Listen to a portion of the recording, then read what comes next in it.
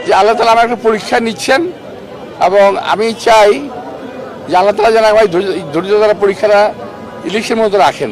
যাদের নির্বাচন করার কোনো অভিজ্ঞতা নাই, দেশ পরিচালনার কোনো অভিজ্ঞতা নাই, তারা হঠাৎ করে নির্বাচনে এসে কি করে এত জোর গলায় বলতে পারে যে আমরা নির্বাচনে জয়লাভ করবো, 12 তারিখের পরে দেখিয়ে দেব।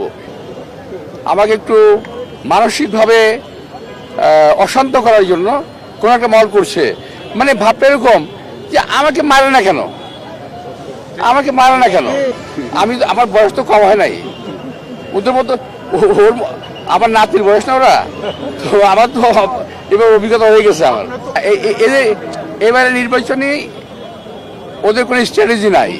ওদের স্ট্র্যাটেজি হলো কোনো রকম ক্ষমতায় যাওয়া, পার্টিকে বিরক্ত করে, মানে কোনো বিরোধী দলকে, অপোজিশন পার্টিকে বিরক্ত করে একটা সিন ক্রিয়েট করে তার সিম্পেথি